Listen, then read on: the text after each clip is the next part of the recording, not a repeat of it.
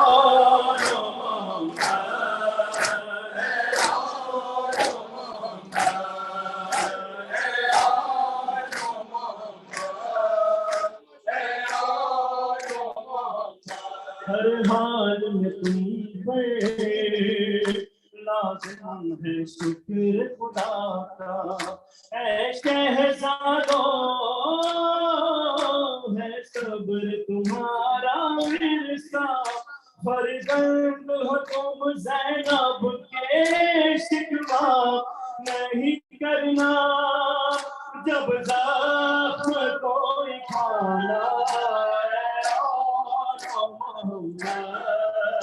اے آل محمد اے آل محمد اے آل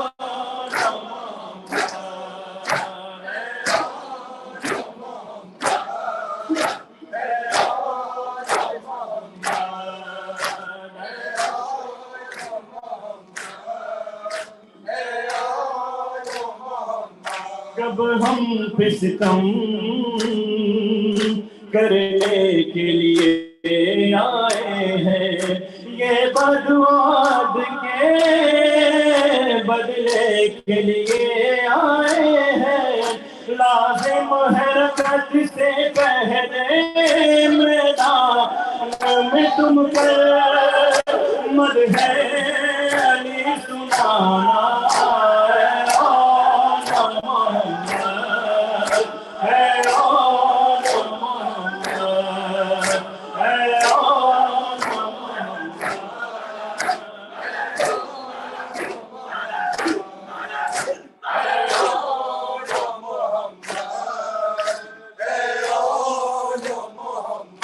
جب سانس تمہاری بچوں کھڑنے والی جب سانس تمہاری بچوں کھڑنے والی اس وقت سرانے آئے گی مادر میری.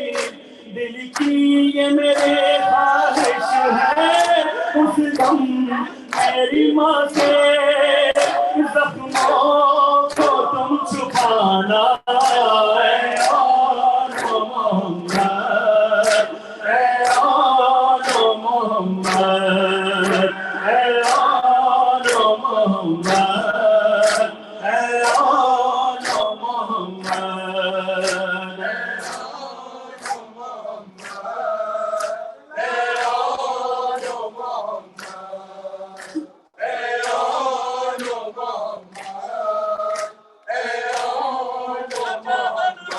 قاتل پہ کرم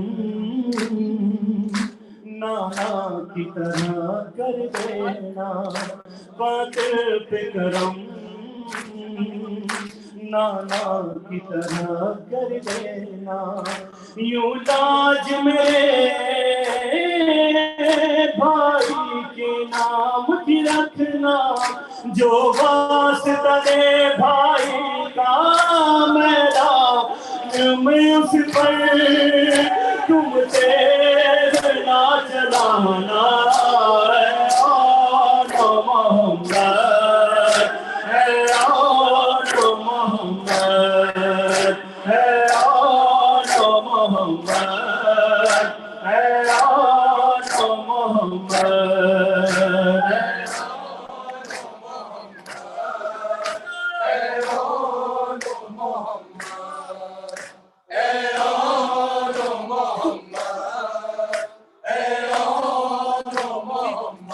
کب ہم پہ ستم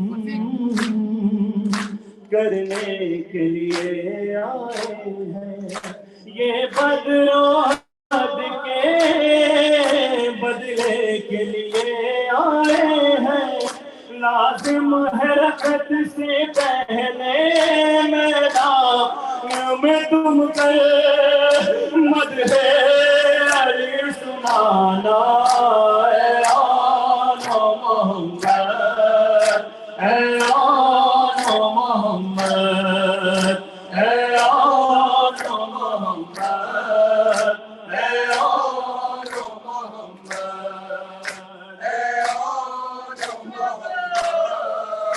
اے آل محمد. تعظیم کی خاطر کیوں اٹھتے نہیں اب بیٹا تعظیم کی خاطر کیوں اٹھتے نہیں اب بیٹا دیکھو تو سیانے آئی ہے میری بھیا جاگو میرے شہزادوں کیا بھول گئے ہو قدموں پہ سر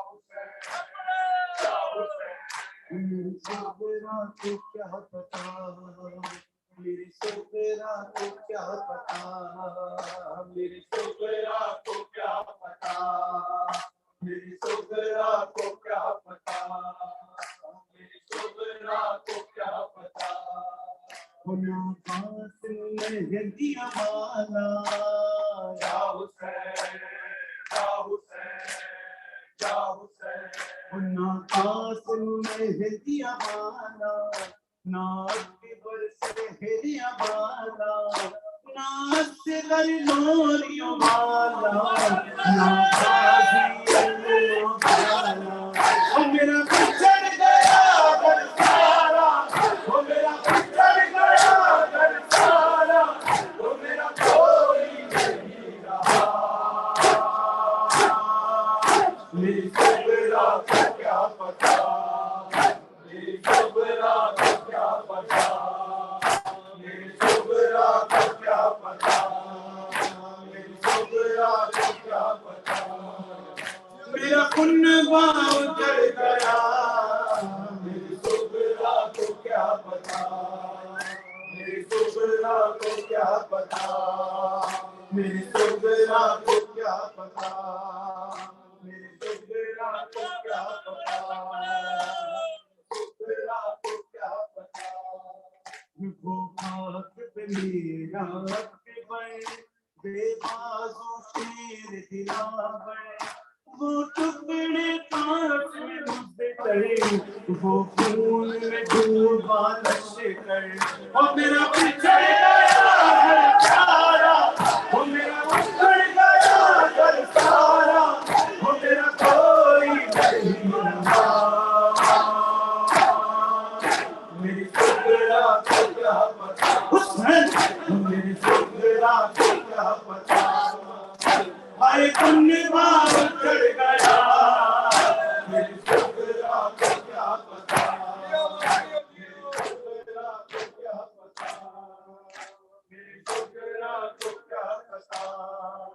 میری سغرا کو کیا پتا میری سغرا کو کیا پتا میری سغرا کو کیا پتا ہائے کنبہ اجڑ گیا میری سغرا کو کیا پتا میری سغرا کو کیا پتا میری سغرا کو کیا پتا وہ میدان بھولے تنہا فیروز کا میں اونچا تھا پر دیتی اللہ راسی غربت کا میں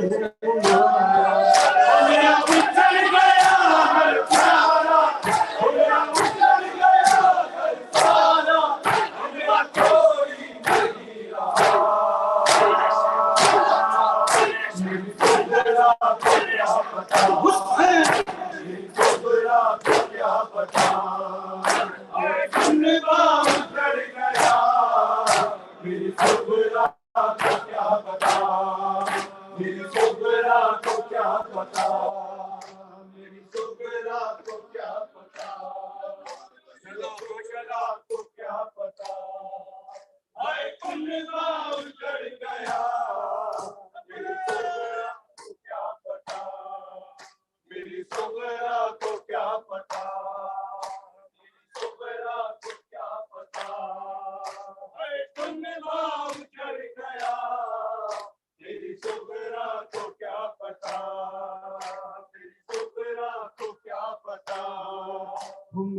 کونے تنہا کئی روز کونے پیاسا پردیسی اللہ راسی غربت کا میں بھولا میرا بچڑ گیا ہر سارا میرا بچڑ گیا ہر سارا میرا کوئی نہیں رہا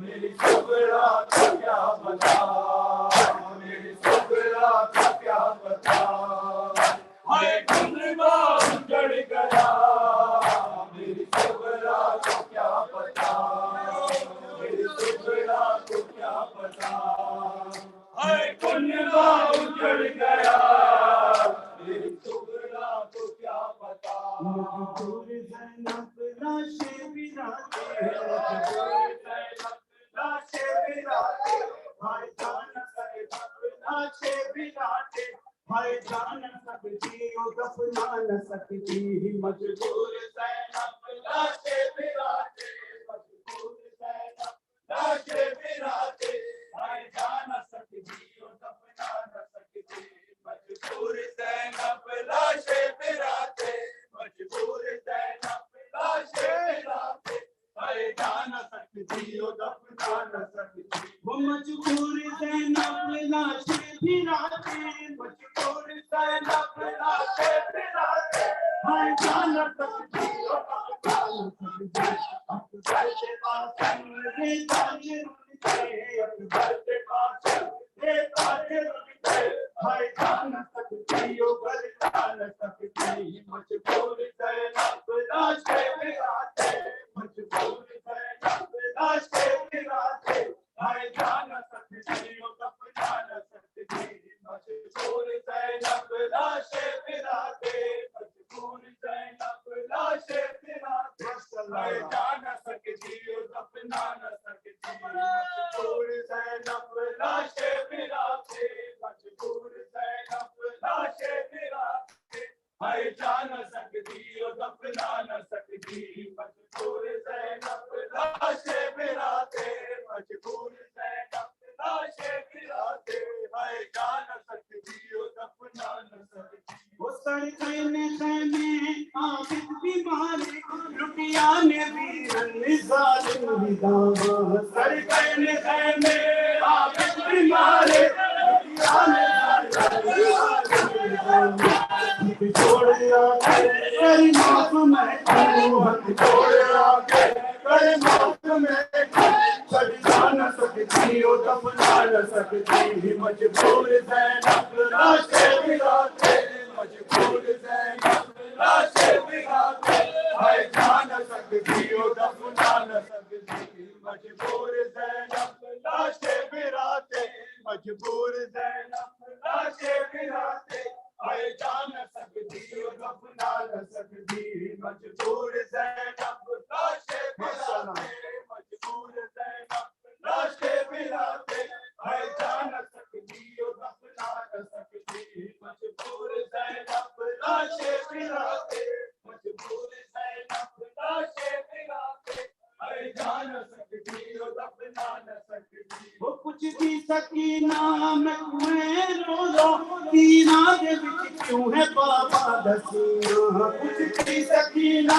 میں کوئے رو لو سینہ دے وچ کیوں ہے بابا دسینا سر تیرا بھی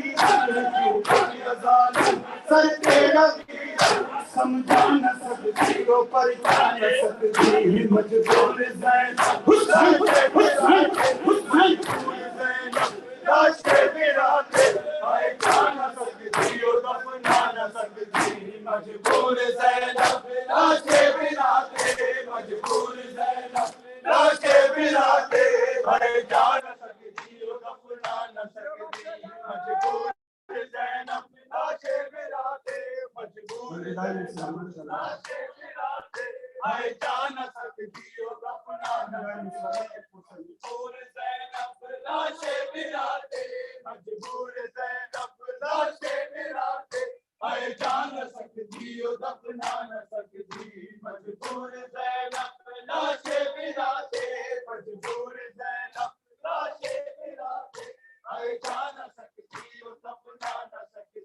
سڑکن خیمے عابد بیمارے لٹیان دی انصار داوا سڑکن خیمے عابد بیمارے لٹیان دی انصار داوا ہم چھوڑے آ کے کری معاف میں ہم چھوڑے آ کے کری معاف میں چھڑ جانا سکتی ہو تب جانا سکتی مولا مولا حسین